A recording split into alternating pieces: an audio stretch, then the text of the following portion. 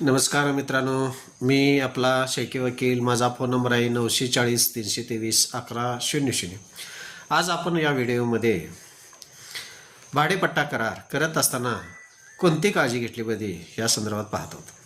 मित्रांनो, भाडेपट्टा करार करत असताना महत्त्वाची गोष्ट म्हणजे जे व्यक्ती भाड्याने आपली जागा देत आहे त्या जागेचं महत्त्वाचं वर्णन महत्त्वाचं आहे. कोणती जागा भाड्याने देत आहे, त्याचा 7/12 किंवा इतर कागदपत्र ही त्या भाडे करारमध्ये वर्णन करणं गरजेचं आहे. महत्त्वाची गोष्ट म्हणजे भाडे करार करणारी व्यक्ती आणि भाडे करार लिहून घेणारी व्यक्ती किंवा भाडे करार लिहून देणारी व्यक्ती आणि घेणारी व्यक्ती दोन्हीही संज्ञान पाहिजेत. महत्त्वाची गोष्ट म्हणजे जी वस्तू भाडेपट्टीनं देत आहेत ती अचल पाहिजे.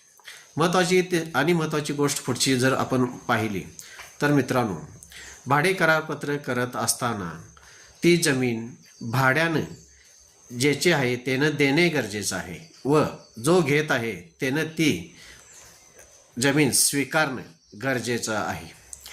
त्यामध्ये जर भाडे करार ठरलेला असेल तर त्या पद्धतीनं भाडे पट्टेधारक याने भाडे किंवा डिपॉझिट हे देणे बंधनकारक असते. मित्रांनो, सदर देणारी जमीन भाडेपट्ट्यावर ते कमी कालावधीसाठी किंवा जास्त कालावधीसाठी दिली जाऊ शकते.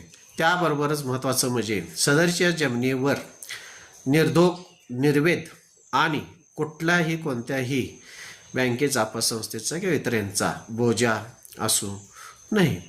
त्यानंतर भाडे करारपत्र करत असताना किंवा भाड्याने जमीन देत असताना महत्त्वाची गोष्ट म्हणजे त्यांना भाडे करार देतेवेळी किंवा हे तुम्ही भाडेपट्टा करार करत असता त्यावेळी 2 साक्षीदार घेणे हे महत्त्वाचे आहे. अशाच कायदेशीर माहितीसाठी माझ्या चॅनेलला सबस्क्राईब करा, लाईक करा आणि असेच माझे व्हिडिओ पाहत राहा.